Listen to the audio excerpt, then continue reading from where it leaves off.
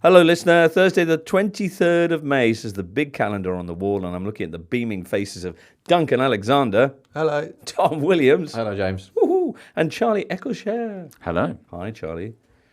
Charlie, it's a poignant day. Charlie, listener, if you hadn't caught this news, has left his Spurs beat to go and do tennis. It's a big Tennis, change. Charlie. Yeah. We'll still hear from you? Yeah, I'll still be doing this. Will you? Still talking about football. Still like football? Yeah, still like football. I just like another sport Just as well. every other weekend we'll see you, yeah? Who knows? But yeah, I hope to still be doing it as I can't regularly as believe ever. this, though. First Poch and now you. Was there a performance review involved with you as well? Yeah, I lost the dressing room a while back, so... Good Lord. Just when it was starting to get good as well, you know, there was a rocky start and everyone thought, well, how long's it going to last? No, I'm kidding, of course. We've enjoyed your performances so much. So, yeah, I do hope that in amongst all the sets and violence, you'll be, casting your eye. Absolutely. Well, I mean, the Premier League season doesn't really clash too much with the Grand Slams. Does it not? Not hugely. They're mainly... I mean, what about that Australian one? The Australian one's the only one that does, yeah. Although, winter break now...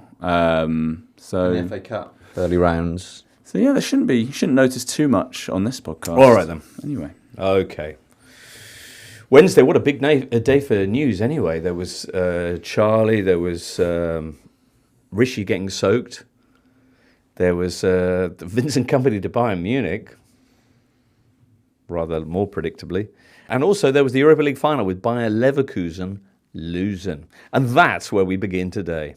E non c'è discussione. Do you know what that means, Tom, with your languages? Well, James, no. Was it something like a no discussion? Exactly. Yeah. Well, let's have a bit of one anyway. Certainly the Italian papers this morning, full of excitement over that terrific performance. Gazzetta, they say divine, referencing the club's nickname of the goddess, La Dea. A Corriere, though, with Oh My Dea, which I think works. Yeah. Almost works better in English than in Italian. Yeah, I thought possibly so. But they're quite across the use of English language. So the Italian papers, Eco di Bergamo, the local rag, has said, "Don't wake us. Europa is black and blue," they say. And all the papers saluting the immense Ademola Lookman, and also a monumental game from Ederson. There's a bit of chat about Gasperini's future. He tells the Gazzetta, "I'm in an odd sort of situation where I'm sort of married with children, but I've just met an absolutely beautiful woman." He's referencing offers from Napoli. He says, maybe I shouldn't use that analogy on TV. Too late for that. He just does what he wants in his jeans. Yeah. What a night for Gasperini. What a night for Atalanta. Let's speak to a man who was there at the Aviva Stadium. On the sideline, of course, James Horncastle. All right, James, once again, Atalanta have made the extraordinary ordinary. Yeah, whoever would say such a thing. No, I mean, I suppose on the basis of their recent results in finals, that was a bit of a surprise because even though they've reached 3 Coppa Italia finals under Gasperini, they've lost them all. Right. And so to then win 3-0 in the way that they did, as they did against Marseille, as they did against Liverpool, against a team that was undefeated all season in 51 games, was historic for more reasons than them just winning the trophy, I think. Tell us the other reasons. Well, for Gasperini, at 66, win his first trophy and sort of deny that he needed one. He kept saying that, he was as good a coach in the afternoon of the game than he was, after it when he'd actually won something. But, I think people do remember winners. And he did slightly contradict himself by saying, if there was a time to go out as an Atalanta coach, it's now as a winner. Yeah. So we have to see. And then for the players, that game never looked in any doubt. Not only for the hat-trick that Ademola Lookman scored. But you compared it in your piece this Thursday morning to Milan doing Cruyff's Barcelona Dream Team in '94. Such was the assured nature of it. I don't think I've ever felt as relaxed watching an Italian team, certainly in a cup final. What was it like on the sidelines there? How close were you to the Atalanta bench? For TNT, I was actually on the other sideline, so more the Leverkusen sideline. But when I went into the press stands, Atalanta were right below me, and they celebrated every goal as though it was a trophy clinching goal. Even the first one, when it was very early, and everyone knows how Leverkusen come back on teams, they were ecstatic. And then when that third goal went in, they ran onto the pitch, the bench, which again, there was still 20 minutes to go. And okay, it was 3-0, but again, it felt like the title celebrations were already starting. So an exceptional performance, really so assured to neutralize this team that has kept coming back on teams, has found multiple ways to score on teams, and Leverkusen didn't really look like scoring at all throughout the game. What an incredible climax this season for Atalanta. Who still have a couple of games left in their league campaign, which could, we'll get onto the ramifications of this win. But just more broadly speaking, I mean, you've written at length and you've spoken about the incredible impact that Gasparini's had transforming this club from a yo-yo side into a genuine European Cup challenger and now a Cup winner. They even won you lunch once, memorably. How proud are you of the black and blue? Yeah, they did. I forgot about that. That was, that James was because they had recorded 0 points after 3 of their first 6 Champions League games, and everyone said that they were going to go out, and yet they qualified. And nobody backed them except one man. Except one madman. I suppose. Am I proud? I'm glad that that a team with their history, tradition, their budget, can be successful and win European trophies, repeatedly go to Coppa Italia finals, threaten to win the league, because there were a couple of times with that great Zapata, Ilicic, Papu Gomez side where people did really believe that they could have won the league title.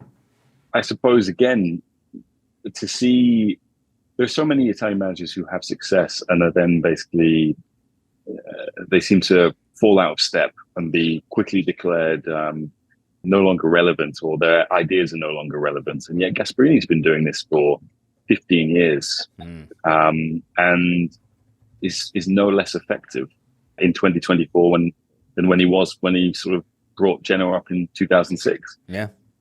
Magnificent. James, safe journey home. Thank you for speaking to us, and we'll catch up with you soon. Pleasure. James Horncastle there on his way home from Dublin. Well, so much to unpack from that match. James mentioning Ademola Lookman, who was quite the story, certainly from the English coverage point of view, but only the 4th player ever to score a hat-trick in a major European Cup final. In a one-off final. In a one-off final, right. But Puskás and Di Stefano and Pierino Prati are the other 3. Pretty good company to be in. Yeah. Future into totally quiz question, that feels like. Once there's enough time. Distance from this game. Yeah. In a decade. 2020, 2028, 2029. Seems a bit easy at the moment. Don't know. But on the one hand, you've got the rarity of it, right. A hat-trick in a major European final. The fact he's the only player that scored in the game as well, but also the quality of the hat-trick. And the first goal, sort of opportunistic, good finish. The second and third goals were absolute beauties. And for me, I found myself immediately thinking about not just match-winning hat-tricks, but those sort of perfect hat-tricks that you remember. Rivaldo against Valencia, Wayne Rooney against Fenerbahce. No, Lookman's is up there. It's up there. He's first. Well, only 2 of those actually went in, so there is an asterisk. Check the record books, mate. I think he's got 3 goals. He's right-footed. That's why I can't believe, like, those goals with his left foot, just unbelievable. We Athletic did an interview, My Game and My Words, with him a couple of months ago, Mark Carey, and he literally, I know you said the first goal was opportunistic, but he described that exact goal in the interview of him making that run. So, even that was planned, I imagine. But interesting because he took the corner for the first goal, which was why he came in from such a wide position. Right. Obviously, Ezequiel Palacios switched off, didn't realise he was there, but I think that's why he was, kind of out of sight, out of mind for the Leverkusen defenders. And it is amazing seeing how the defender is just completely blindsided by it. And you can see him coming, and he's just got no idea of the kind of impending doom. Still an amazing finish, even once he does get there. And Lookman was having a really good career, but he's going to be remembered forever now. That's, just say to someone, to your point about quizzes, in a few years, Ademola Lookman, and they'll be like, Europa He was League the final. guy. I mean, Where do you want your statue?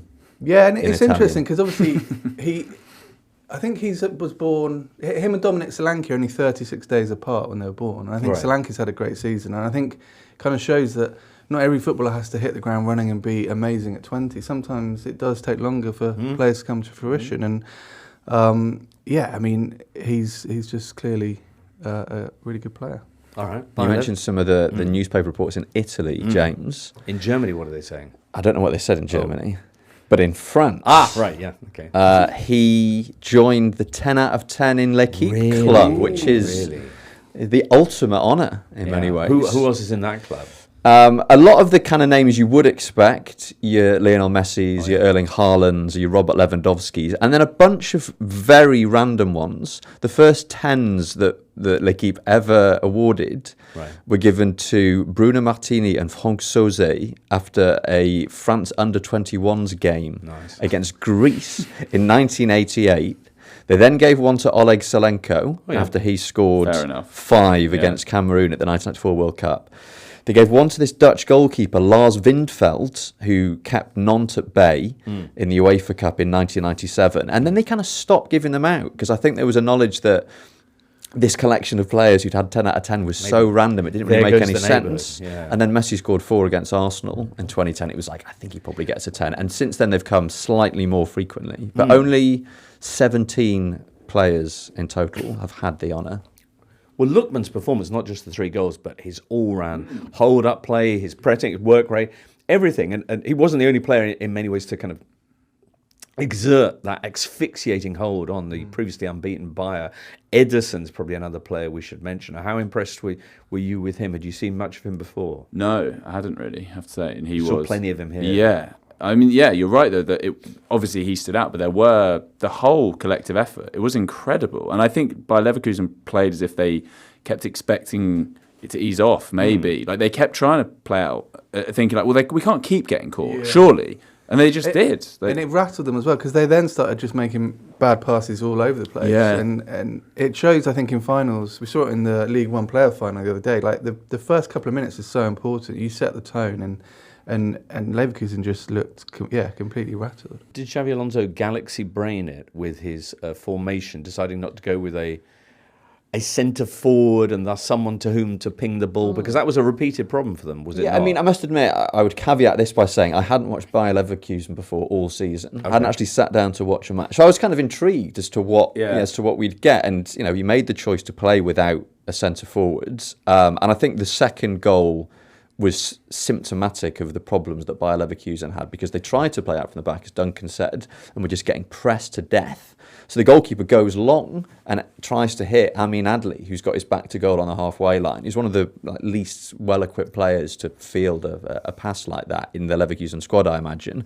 Plays this very kind of weak back header towards Florian Wirtz that goes astray and inadvertently ends up giving the ball straight to Lookman.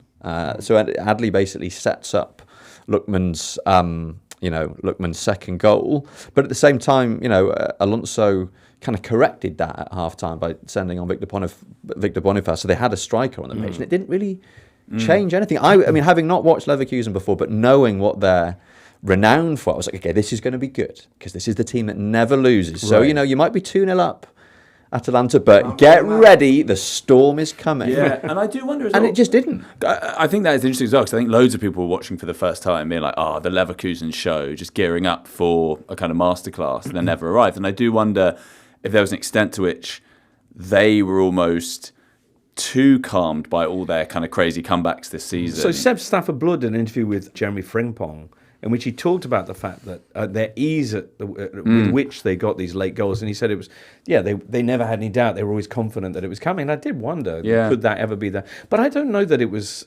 that they were too relaxed. It was just that they never got a look from Atalanta.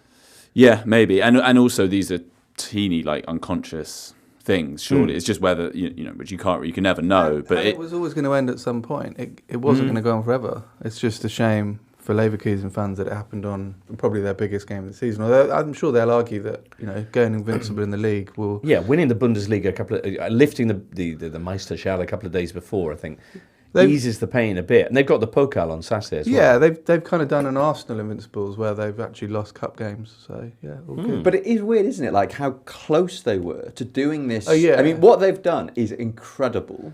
I mean, but if Bayern Munich or Real Madrid or Manchester City had a season like Bayer Leverkusen's, it would be incredible. For Bayer Leverkusen specifically to have done it makes it even more incredible. But they were 2 games away from doing something that would probably never be equal, that no other team, I think, has even got close to. And so they find themselves in this weird position where they're the first ever unbeaten German champions. They're probably going to win the DFB Pokal as well, having never won the league before. And yet, there is this kind of sliver of regret as well. It's a strange one. Unbeaten double season. I wonder if they would have rathered lose this final or lose a league game. Or would you rather go through the whole season unbeaten and win the Europa? Or win? I think you probably would.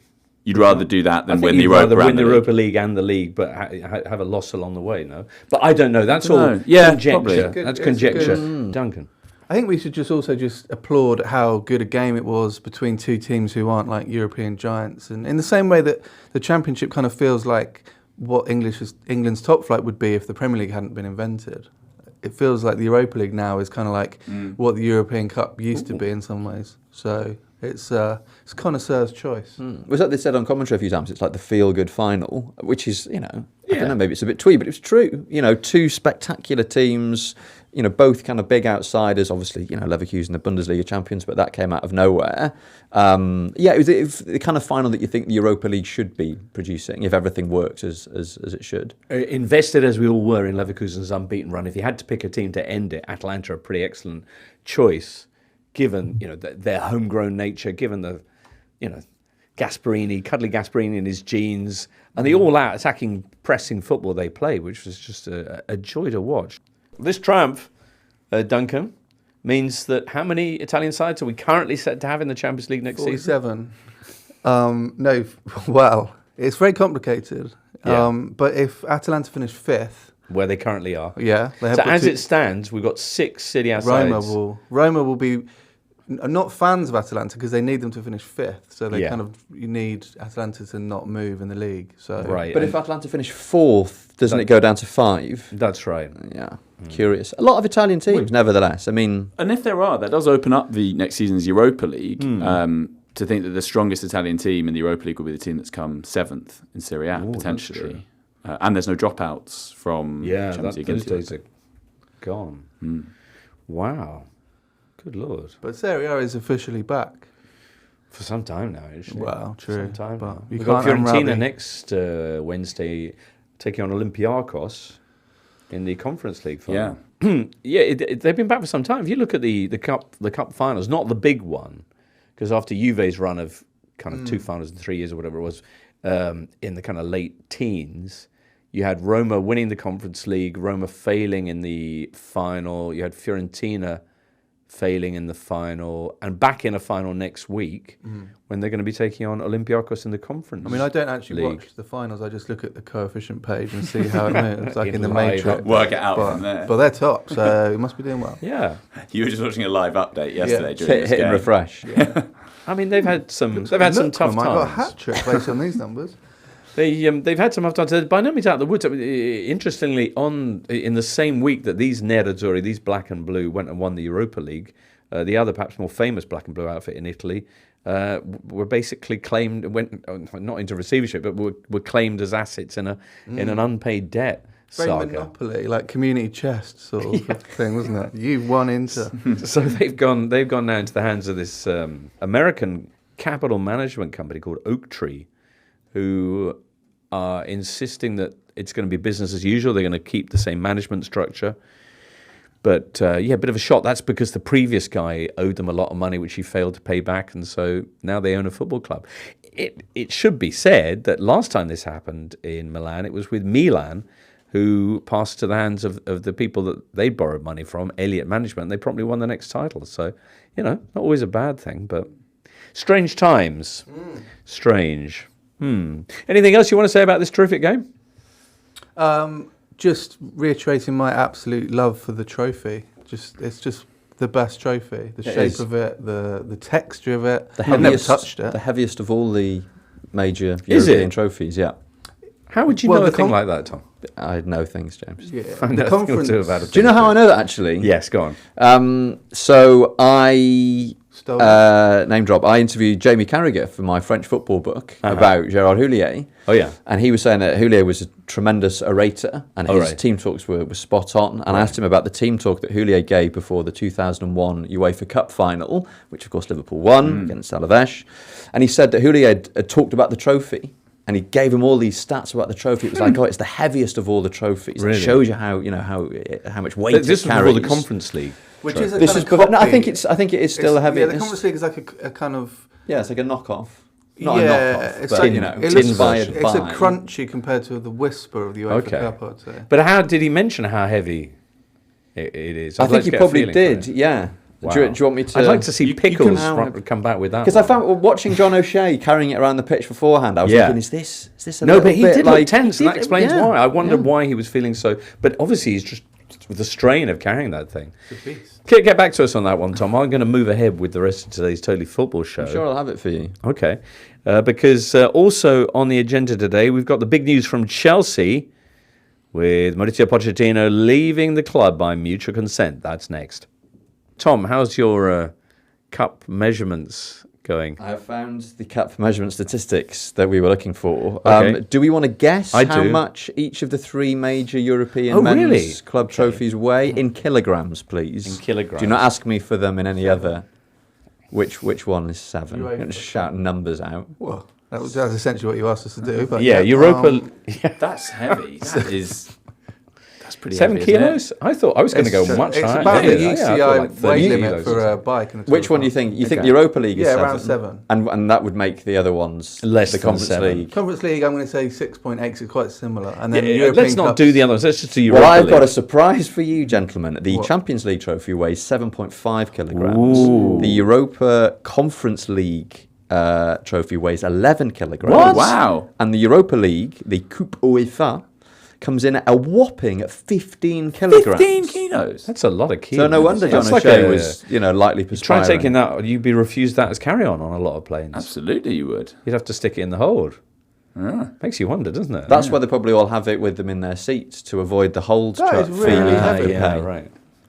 That's really good numbers. Right. If you learn nothing else from today, It's twice There's as that, heavy as listener. the Champions League, which is Yeah. kind of and yet half as unsatisfying. important. Go figure. Yeah, I don't know. Is it though? is Is it? it though? Oh, look, Mauricio Pochettino's left Chelsea. Why? That's the question on my mind, and perhaps yours as well, listener. Let's see if we can get an answer to it as we dial up the Athletics' Liam Toomey. Hi, James. Hi there. Well, so this was a bit of a shock, the Mauricio Pochettino departure from Chelsea, given the excellent form the club had been showing at the end of this season. What led to this back to square one decision? Yeah, I think it was a shock to people who haven't been watching Chelsea too closely, and I think you can be forgiven for that, given where they were in the league for most of the season. But for us who were, covering the club the last couple of months, the signs were there that neither the club nor Mauricio Pochettino were happy with the arrangement and the way it was working, and not even closing the season with 5 straight wins, finishing in their highest league position of 6th and returning to Europe could erase those underlying issues. And a lot of those are detailed in our long read, which was published on The Athletic yesterday. But from the club side, I think it came down to fundamental doubts about whether Pochettino could or was willing to work within the club structure. And from Pochettino's side, it was more about, I think, he had some doubts about the squad, the quality and the balance of it. But he also, had a sense that everyone else at the club was inexperienced or learning on the job. And he also felt, we were told, exhausted by the internal politics of the ownership. There were lots of things that performances on the pitch could not fix. And when they sat down for the end of season review that we'd been talking about for weeks, it was very quickly decided that a parting of the ways was the best outcome for all parties.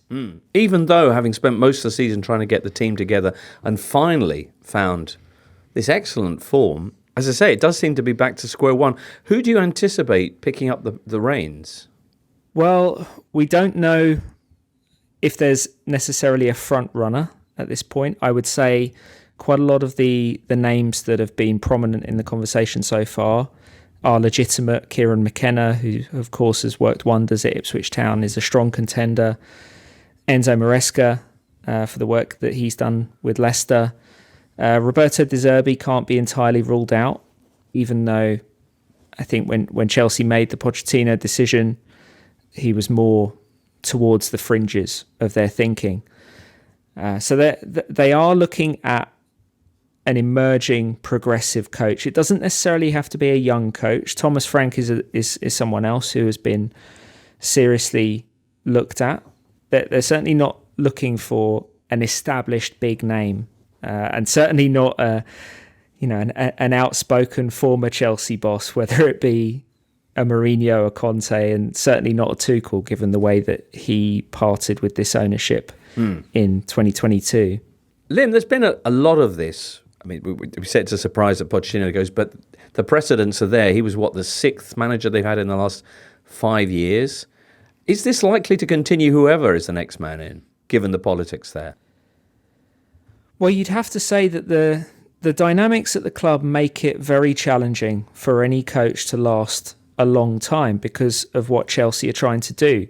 They've built an extremely young squad, but they're expecting that squad to compete at a high level now. We were told in no uncertain terms that Chelsea were not happy with the final league position that Pochettino led them to, that they were hoping to get into the Champions League, and that will be the expectation next season. So you can imagine if they bring in one of the younger names under consideration, a Kieran McKenna, an Enzo Maresca, they'll be expected to develop these players individually, develop the team collectively, but they're going to have to start fast, because it was actually Chelsea's start to the season, this season, that really killed them, because Tottenham and Aston Villa flew out of the blocks and they ended up just having too much ground to make up. So that's really, really difficult. There aren't too many clubs that can, and not too many coaches that can walk the line of developing for tomorrow while winning today. I think it's the most difficult thing to do in football, but that's what Chelsea are looking for. Well, it sounds like it's going to be a busy summer for you, Liam. Thank you so much for bringing us that update. A pleasure. Liam Toomey, and as he says, there's a panoply of breakdowns of this Pochettino decision up on The Athletic right now. Not sure, Duncan, is there anything that you'd like to contribute about this? Liam mentioning there the way they brought in this young team, and this is a point that Michael Cox makes in his piece, that clearly they're going for a long-term project, but if you keep changing your manager, that's not very long-term. Yeah, and the idea with Graham Potter was, they were very much trumpeted that as, we're through with this cycle of just sacking managers. He's here for the long term, and then he lasted half a season. I mean, I think, as someone who's covered Pochettino before and I've got a lot of admiration for him, checking that bias, I suppose, but I was surprised. I mean, once I heard, the murmurings that he was going to go, just because it felt like they kind of just got to the point at which it looked like things were a bit more settled, and now, like you said, James, they've got to go back to square one. And I'm really intrigued as to what it means for him, because his last two jobs now, having done PSG, very challenging club in lots of ways, Chelsea, another very challenging club in lots of ways, what his next move is. And it's interesting because he was in Aston Villa's sights when they hired Unai Emery, and he didn't take it. And obviously Emery's gone there and has been given all this freedom, done a brilliant job. And I'm just curious as to whether Pochettino's next move is that kind of club, who, let's not forget, were kind of fighting relegation when Emery came in. Sounds like the Burnley job might be up there. Or, yeah, I've just, what's next for him? Or whether he just go, United, someone like that, maybe that's now his option. I mean, it does leave Pochettino a bit of a crossroads, and I think you feel a degree of sympathy with him, because we know, he's an excellent coach. We saw that at Southampton, we saw that at Tottenham, and he's obviously having to work with a very difficult environment around him, having to manage up, having to manage down, impatient owners, lots of new signings. I think the one disappointment for me this season has been not really getting a sense of him putting his stamp on the team. Chelsea have had impressive performances. They've had some impressive results, finished the season very well. They only lost one of the last 15 in the league, 5 straight wins. They finished 6th, which none of us would have predicted, midway through the season. But when you used to watch his Tottenham team, they were such a good team to watch. They were an absolute machine of a team.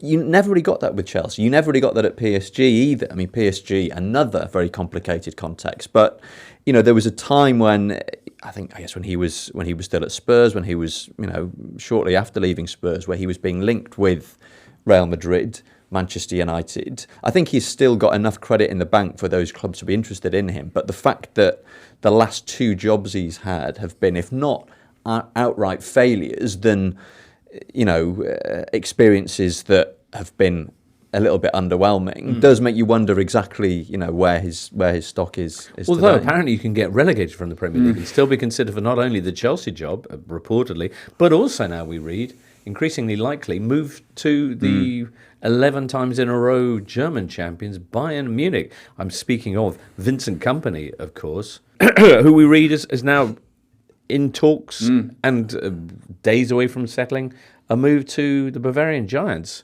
Now, they're not stupid. So what do they see in Vincent Kompany? It's really interesting that, because I wondered when Burnley got relegated where Kompany's stock is now, because he came in, basically tried to play. He didn't change how he played with them when they came up in the Championship, but they just weren't really quite good. The players he had weren't quite good enough to do it. They get relegated, where that would leave him. And I was thinking, you know, maybe he still kind of, has that moved his stock up to like mid-table Premier League? I don't know. I certainly wasn't expecting Bayern Munich, but obviously they've looked at a lot of options, haven't they, and not got who they wanted to. Xavi Alonso, Julian Nagelsmann, Ralf Rangnick, Hansi Flick, Unai Emery, Erik ten Hag, apparently, Oliver Glasner, and Roberto De Zerbi, Dave Bassett. and now Vincent Kompany. Poor old Sean Dyche, he struggled with Burnley and didn't get He didn't sniff get for the called, did Bayern he? job. I mean, Maybe I think we should mention Craig Bellamy is apparently part of the package, which may be the sweetener that it took to... Speaks excellent German. I think Well, Vincent Kompany certainly does, because Vincent Kompany he does. played at Hamburg. yeah, which I think is probably quite important. It is about timing, though. I think all this stuff is so into timing. You know, obviously Kieran McKenna's a very in vogue manager at the moment, because Ipswich have just had 2 promotions. But if you go back a year ago, Vincent Kompany was seen as the coming force, because Burnley not only won the Championship but did so in such a kind of compelling way. But I think timing as well is so important with Pochettino, because I do think he's someone who a little bit, the timing hasn't quite aligned for him in various different ways. If you know, when he was at Spurs and his stock was highest and he kind of could have gone anywhere, he then didn't because he wanted to stay. Then he left, and some of the jobs he wanted suddenly then weren't available. PSG was pretty much like the way the timings aligned was kind of the big club that was available at the time, even though it never felt like a good fit. I don't think anyone thought Pochettino and PSG made any sense. And then this summer just gone, somehow United didn't quite align, which always felt inevitable. Yeah, like Brendan Rodgers, you know, kind of had the Liverpool job, kind of left there, rebuilt his career. Was possibly going to go to Spurs maybe when he was at Leicester, but then went down with Leicester and has had to go back to Celtic. It's like, for managers, I think there's these sliding doors moments of when you can get the job. For all of us, Duncan. For Yeah, all of maybe. us. I mean, and maybe it, we'll be in charge of Chelsea next season at some point. It seems mad, like on paper, that you could get a team relegated from the Premier League and then take on one of the biggest jobs in world football. 5 Premier League I wins don't all think Chris season. Wilder's going to manage Borussia Dortmund next season. I mean, that'd be great if they all pitched up. If you could reunite Kompany and Chris Rob Wilder Edwards. and Rob Edwards in the Stuttgart. Bundesliga. But the only thing I was going to say, if you go back to what Kompany did last season in the Championship, and that's kind of, I think, why Bayern have hired him. If you're working with players who are better than most of the other players in your division, and you know how to coach them well and get them playing good football, you can understand why the Bayern decision makers might think that could be applicable in another context, because he's going to be working with an elite set of footballers in Germany.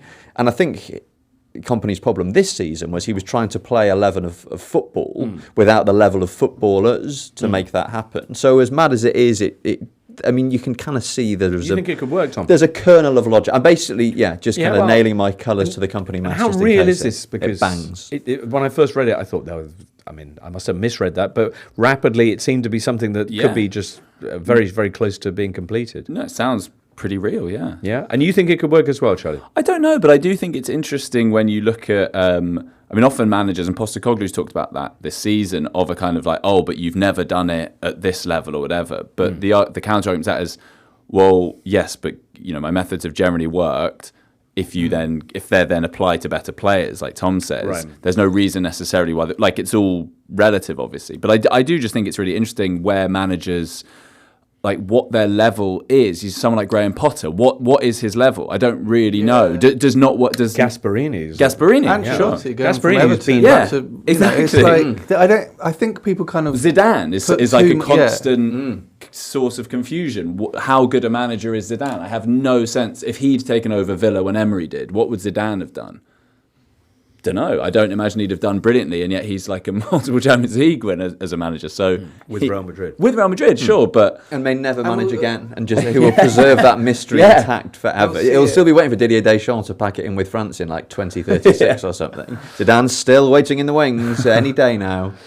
And we'll see it, I guess, when Gareth Southgate leaves England and Yeah. goes into club management. He didn't have a very good club management career before moving into the international sphere. So, yeah, I mean, obviously there's managers like Guardiola who are groundbreaking and clearly improve squads a lot. But I think there is quite a lot of managers that look good but maybe aren't, and vice versa. It depends And on also, if you circumstances. wanted an example of the fact that a manager can have an absolute burnout at one place and then almost immediately produce one of the most amazing things of all time, I'd offer you Claudio Ranieri, who crashed and burned with Greece, got fired after losing to the Faroe Islands, takes over relegation strugglers Leicester, pulls off the most incredible story in top-flight English football ever. And I mentioned Claudio because tonight is his last game as a football manager. He's retiring at the end of this season, and Cagliari's game, he's kept them up, kind of against the odds, having brought them up. He's now kept them up in Serie A. Tonight, their last game of the season, which would be this weekend, has been brought forward because it's against Fiorentina. They've got the Conference League final coming up. So Cagliari, Fiorentina tonight, the great man, the procurer of chocolate biscuits, finally bows out. The ding-donger, the Tinker Man. the tinker man. How's he viewed in this? What's his kind of? I think with reputation? tremendous affection. Right. Yeah. Did the Leicester story hit hard? Oh, yeah. Leicester. Leicester. No, because much like English football has moved to celebrate at times having an English referee in a big international final. The fact that one of theirs, Claudio De Noantri, if I may, was there pulling off this incredible feat against the biggest guns in the Premier League was really something, because they're rightly proud of their managers when you look at the coaching diaspora that Coverciano. Oh no, Ancelotti had won it, hadn't he, before, and then Conte the following season. But there haven't been loads. They've won the Premier League. English managers though. This is true. Anyway, I mean, Claudio Ranieri, what a mensch, what a legend, and sad to see him no longer managing. But boy, he's earned his rest. He'll be back. Do you reckon? Yeah, there's absolutely no chance he doesn't get to October and someone presses that button. Bayern Munich. Yeah. What's the Italian for my wife wants me out of the house? Yeah. So, also on the subject of goodbyes, Tony Kroos announcing that he's hanging up his boots after the Euros. So his last Old club school, game. 34 years old. It feels like the kind of retirement you got kind of 15, 20 years ago. Why, what going age out of did the you- absolute top. Well, most players these days, you play on into your late 30s Well, you head without east. too many difficulties. Right. And he's a kind Bernardino. of, he's a strolling midfield organiser, He's not like he's running up and down the wing. He could have gone on. He could have, dropped down a few levels, but he's decided that he's going to go out at the top. Champions League final, then a European Championship on home soil. I like that. I Yeah, like a perfectly stage-managed farewell. What a career! like Zidane in 2006. Yeah, Yeah. right up until Yeah. Well, right to memorable. the end. Yeah. Well, you know what? All this talk of the Euros, which there has been some mention of, leads us on to our next topic on today's Totally Football Show, and that is England provisional squad. Boom. England provisional squad for Euro 2024 was announced. Was it Tuesday? Tuesday. Well, it has 33 names in it. That's quite a lot of names. On a scale of you still make me whole again at one end and turnip at the other, where would you place Gareth's selection? Yeah, I don't have. I feel like there's a huge amount of talent in there, and I don't think there's anyone who's been left out who I'm sort of gutted won't be playing. The big names who haven't been called up are Marcus Rashford, Yeah. Hendo, Pointings, Hendo, Jadon Sancho, Raheem Sterling, Mason Mount, and somebody called Calvin Phillips is. Not sure. Duncan, your view? Sorry. So I was going to say the only player who's a loss is Ben White, but we knew that wasn't going to happen. That's just from a purely playing perspective, I think that's a massive loss to England. And so that was widely trailed. I don't think of the players that were kind of, it was announced that they weren't going to be in. No, there was no Gascoigne 98 moment. I was surprised. Rashford trashing his room. I was surprised that he didn't pick Marcus Rashford.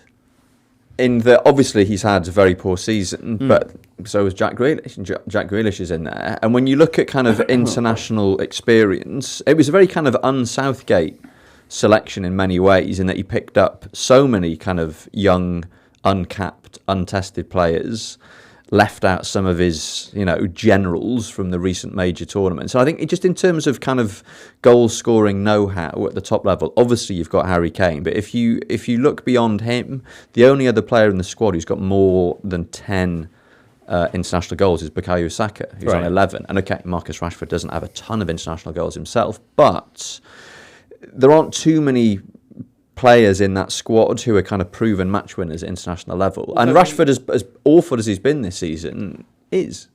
I must admit, looking at that team, it doesn't scream we can't score goals. No, it doesn't. It doesn't. But I mean, what has Phil Foden done in England shirt?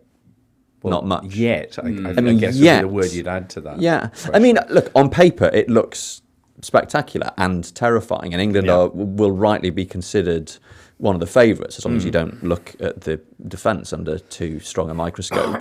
But there are players who we're still waiting to really kind of blossom at international level. And I just found it surprising that Rashford didn't get. But I think a lot of that is just they haven't played a huge amount.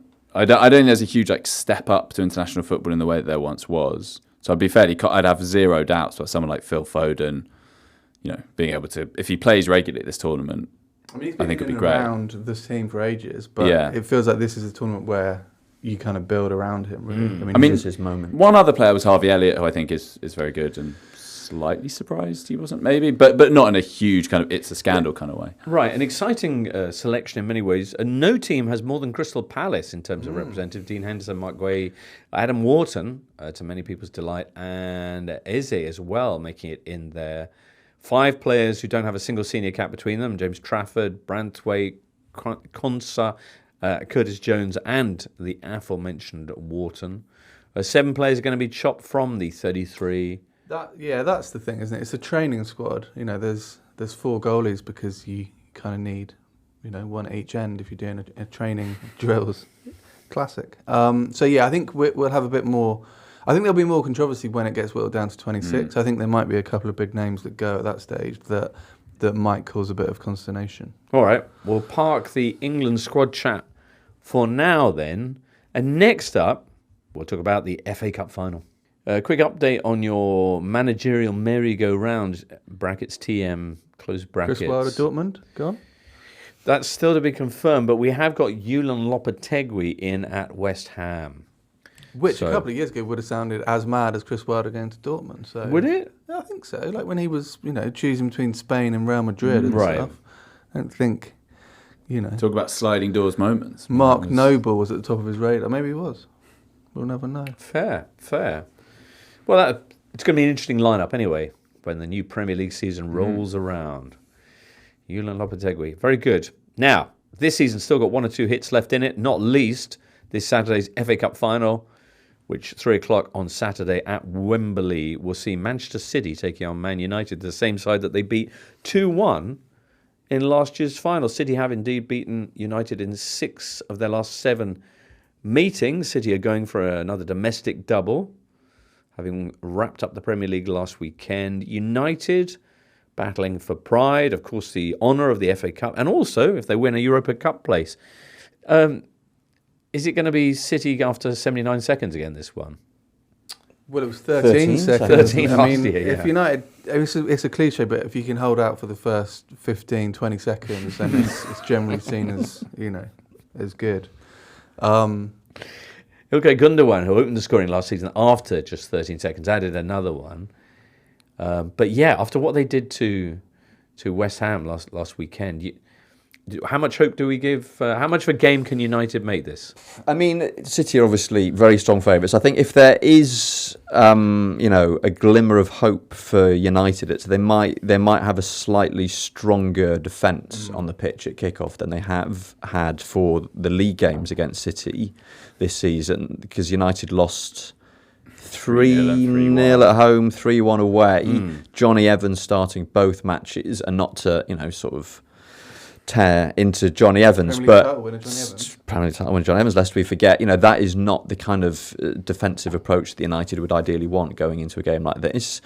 Rafael Varane, Lisandro Martinez are both fit, and okay, Varane's form has not been at the level of the anticipation there was when he joined. Martinez has been out for 2 long spells this season, but they're both World Cup winners, and you would tend to think that with those two at centre back, if they both start, with everyone else who Ten Hag might want to call upon likely to be fit as well, they'll at least look on paper slightly stronger, which might make the 5-0 thrashing that they succumbed to easier to swallow, perhaps. I mean, if we're kind of maybe clutching at straws a little bit, but in that 3-1 defeat at the Etihad, they did actually have quite a few counters. I mean, United tend to be at their best when they sit back, this current iteration, when they sit back and play on the break, and that game was kind of like that. And if they'd been a bit more clinical, and the aforementioned Rashford, he had a few where he was kind of running towards goal, didn't quite make the most of it. Like that was a game they could have got something from. Admittedly playing on the counter, but I suspect they'll do that again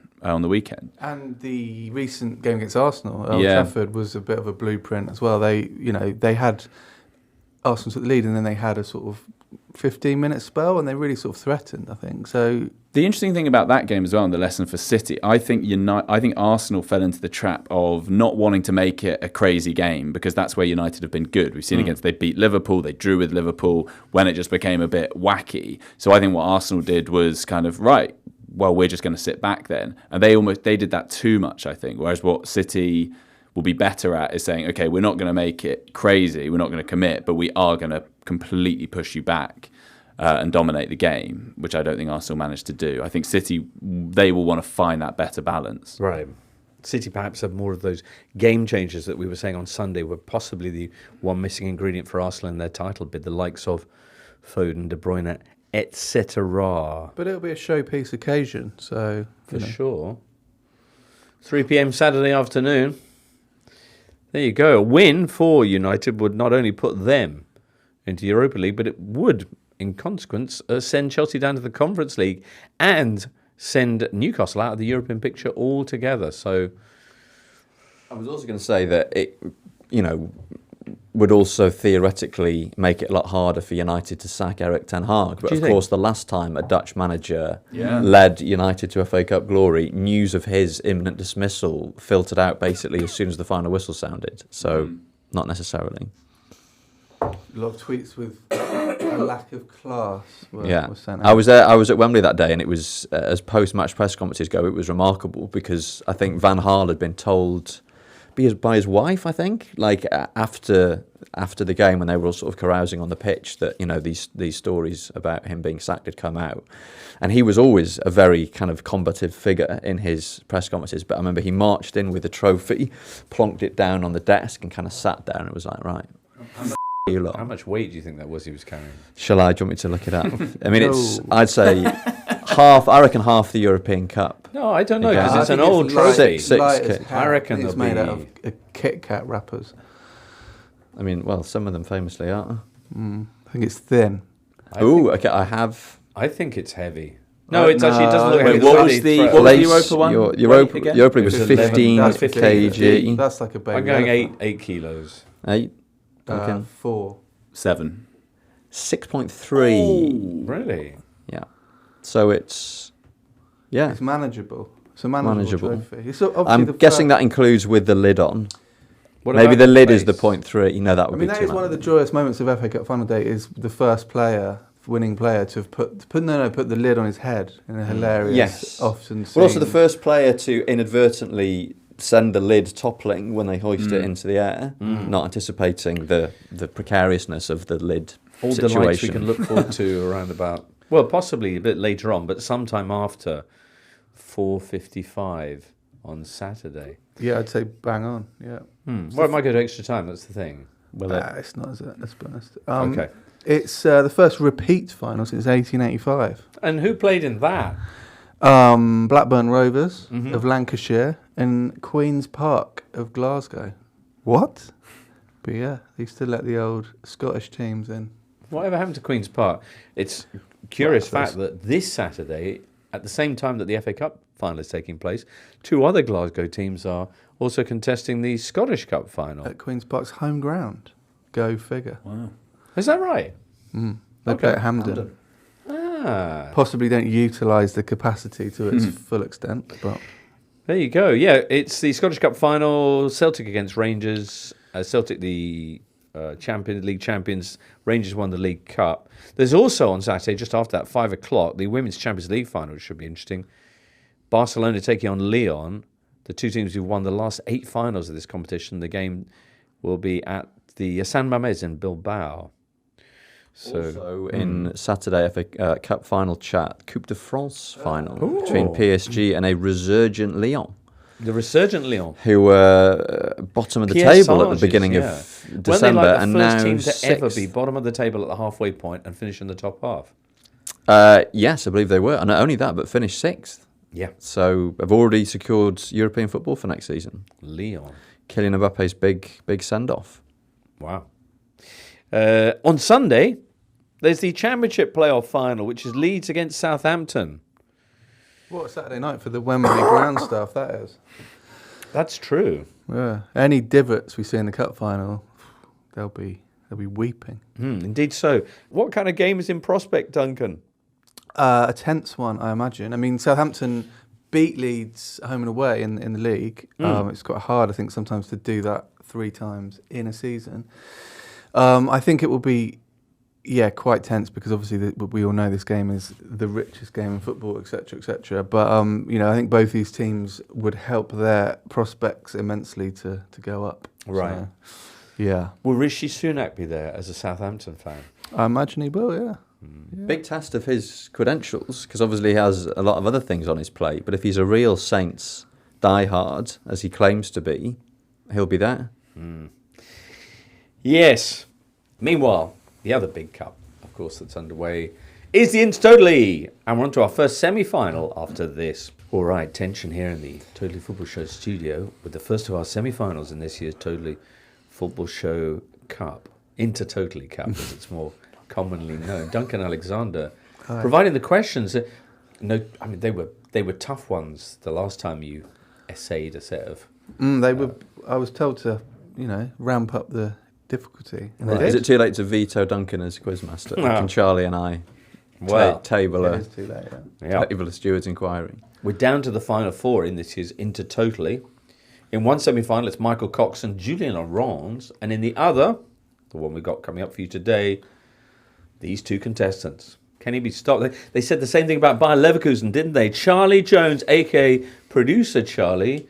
Welcome to the other side of that little bit of glass. Thank you for having me. Oh, thank you for being on, O Champion. Perfect score so far. Who was it you knocked out in the first round? Daniel Story. Daniel Story, of course. Well, we shall see. You're up against another heavyweight today. Tom Williams, welcome back to the show. Thank you. It's been a while. Certainly has. This is a repeat of last year's final. It is very much a grudge match of sorts. Talk in that about respect. narrative. You waited a year for revenge, Tom. Yes, You got knocked down. Are you going to get back up again? When that is the theme. That is the thinking. Or are you gonna behind PSG the track. night away? Well, I guess we'll soon find out. I do feel a certain moral obligation to beat Charlie on behalf of everyone else competing in this competition, given that he is, as discussed, the regime team. I think it's about time he was knocked off his perch. So that is very much my aim. Well, here come 5 questions for you to do just that, Tom Williams. It is actually you who begins, so if you're both ready, both got pen and paper, for a place in the final against either Michael Cox or Julien Laurens. Question 1, Tom. Which London club have won the FA Cup on 3 occasions? London club, 3 FA Cup wins, thrice FA Cup winners. Bit of a guess. Well, it's easy to rule out the big hitters. Go on then, rule out some. Give us something to listen to. I'm going to rule out Arsenal, obviously record FA Cup Yeah. winners. Tottenham. Chelsea must have won it more than 3 times. Right. So you're getting down to your more mid-ranking London clubs as a consequence. Can I press you for an answer, Tom? West Ham. It's correct. I can confirm West Ham United have won the FA Cup on 3 occasions. Charlie, your first question. Which Yorkshire club have won the FA Cup on 3 occasions? Do you want to rule any out? Well, I can certainly remember once that Leeds won it. I remember, I think Sheffield United were very good probably about 100 years ago. And of course there was Herbert Chapman's Huddersfield, who had a lot of league success. And I don't know if that equated to cup success. I'm going to go with Leeds. Is incorrect, Charlie. Is incorrect. As Duncan Alexander knows, the answer is Sheffield Wednesday. Sheffield Wednesday. Does that include when they were the Wednesday? Possibly, yeah. Possibly, yeah. I mean, I haven't got the list of years in front of me, but they've flitted. Although there is a list of clubs written in the 1880s before league football started, and they're down as Sheffield Wednesday there. So they've always been Sheffield Wednesday. All right then. Tom Williams with the early advantage then, but he's up against a champion. Can you press home your advantage now with question 2, Tom? 2 clubs have been Champions League runners-up 3 times in the 21st century. Who are they? The 2 clubs that have 3 times been to the Champions League final and lost it. Atletico Madrid and Juventus. Juventus is correct, but Atletico Madrid is not. Too quick out of the. I blocks. think it would be 2 for Atletico, no? Both against Real Madrid. Juventus certainly. Is it Bayern, the other one? It is not Bayern Munich, Charlie. Producer Charlie, you want to have a bang on this one? They've been to the final and lost it 3 times. Or they've lost the final 3 times, I should say. In the 21st century. I was going to say Chelsea, but not Chelsea. I think anyone out there who's a Liverpool fan will know the answer to this one. Yeah. So a chance for you to pull level here, Charlie, as we ask you your second question. 5 of the 20 Premier League clubs next season, 24-25, will have won the UEFA Cup or Europa League in their history. Can you name those 5 sides? Won the UEFA Cup. Satisfyingly tough question, this. Won the UEFA Cup or Europa League in either incarnation. 5 of the 20 teams that will be lining up at the start of next season will be previous winners of that competition. Can you name those 5 clubs?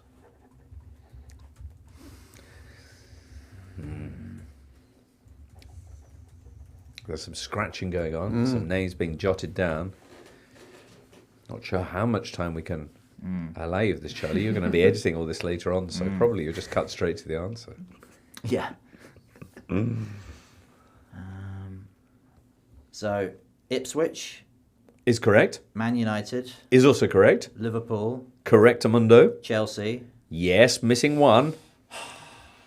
Just missing 1 now to complete the 5 and pull level with Tom Williams. What's the other club, Charlie? Arsenal. Is incorrect. It's the other one, Spurs. Hotspur Oh, they won the first one, didn't they? against Wolves. And one in Any 84 bonus as points well. going. So double winners. That's heartbreaking. Good Lord. All right. So, a 1-0 scoreline then as we head into question Low 3. scoring. Who would have thought it? Tactical Who would have affair. thought it? Charlie, you go first this time. Charlie, which player scored in the Premier League in 2023 to complete a set of goals in each of Europe's top 5 leagues? So effectively, he scored in all of Europe's top 5 leagues after scoring in the Premier League this season. Justin Kluivert. Is correct. He's on the board. Tom, your third question. Which 2 clubs in the 2023-24 season became the first to contest a Premier League fixture on Christmas Eve since 1995? It was Chelsea, I think, or possibly not. Read nothing into my facial expression. Christmas Eve. Christmas Eve, 2023. Which two teams were contesting? I a mean, Premier I League watched fixture? it. I probably discussed it on this very show. Can I remember it? Fiendish, I would call this, Duncan Alexander. I'm say. Why did I think Chelsea? Where did Chelsea come from? I was starting to doubt myself. Bit of a stab in the dark again, but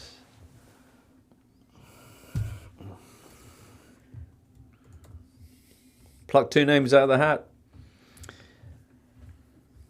Go with your gut, Tom. Chelsea Wolves. Astonishing! From the halfway line. From the, I've William. Moises Caicedo had one in. I remember Gary O'Neill pulling a face about it. There you are. There you Thanks, are. thanks, Gary O'Neill. Congratulations to the darkest recesses of your synapses, because you now have a 2-1 lead as we head into question 4.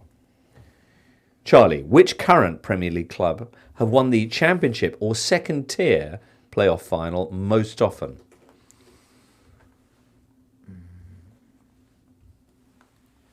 Current as in next season, or so not including teams that are relegated? That have just been relegated. Next Okay. season. Duncan? They are in the Premier League this season and next season. Okay. That's a clue, surely. I mean, Which current Premier League club have won the Championship (brackets second tier close brackets) playoff final most often? Strong on meaningful silences this quiz edition. And just punctured only by the sound of the scrawling. Frantic scratching of a... like a monastery in 1300. It is. I'm going to go for Crystal Palace.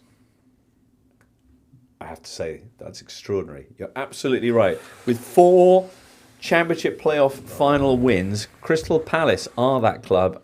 And Charlie, you're now level on 2 points with Tom Williams. But Tom, you got the chance to pull ahead as I ask you your 4th question. Who was the only Arsenal player to score a Premier League hat-trick in the 23-24 season? Eddie Nketiah. Is correct. Is correct. On to question 5 then. And this now is absolutely key. Charlie, to stay in the competition, who were the last team to win Ligue 1 immediately before Lyon's run of 7 successive titles in the 2000s? Oh, Duncan.